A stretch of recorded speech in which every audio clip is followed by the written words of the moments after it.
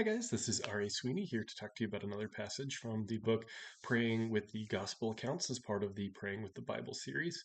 Today, we're going to look at the third part that I wrote about Jesus teaching on prayer right there in the middle of the Sermon on the Mount. So we went through in the last 2 weeks, we talked through kind of the introduction a little bit. There's a couple little passages that lead up to the Lord's Prayer. And so we talked through those, and then before diving into the actual content of the Lord's Prayer, which we'll do next week, I really kind of wanted to address where the Lord's Prayer is coming from and kind of the expectations, the understanding, things like that.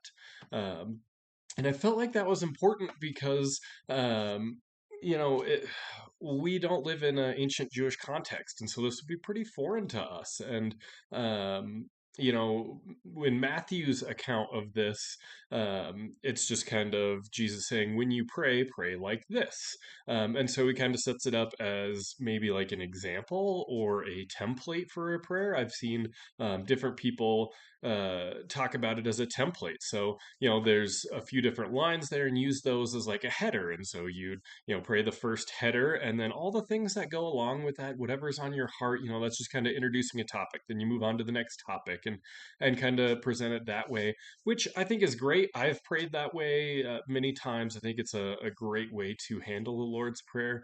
But in Luke's account of the prayer, it starts out with the disciples are coming to Jesus, and they're like, "Hey, John taught his disciples how to pray, so teach us your prayer in the way that John did."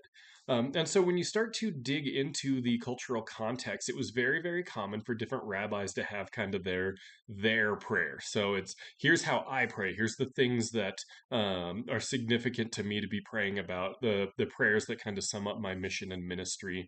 And so that's kind of how Jesus presented this, as the things that are important to him, the things that he thinks are worth praying on.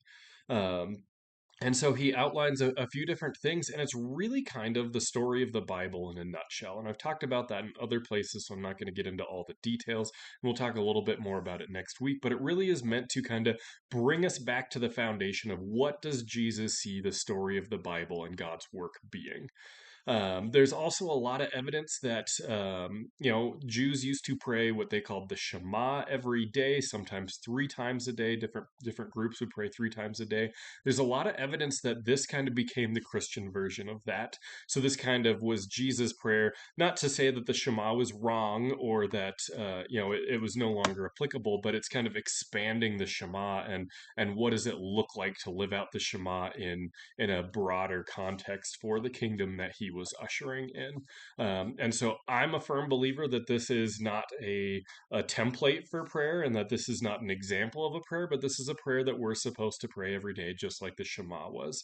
I don't think those other ways are wrong, but I think ultimately what Jesus intended for this was that we would take this prayer, that we would pray this prayer at least once a day, to kind of reorient ourselves into the story that he saw himself working in. And so I thought that was pretty impactful for what's going on with this prayer. And I think the intent is for us to be praying this prayer. So obviously ties in really closely with what we're talking about with what does the Bible teach us about prayer. This is pretty core. We should be praying this actual prayer every day.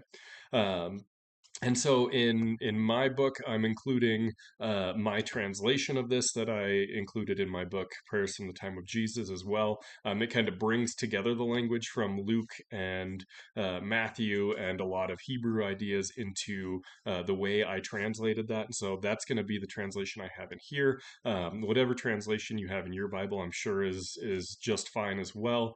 But I do think this is something that we should be praying at least daily. So that's what I wrote about right before we get into the actual content of the Lord's Prayer next week. I hope it was a blessing. Thanks.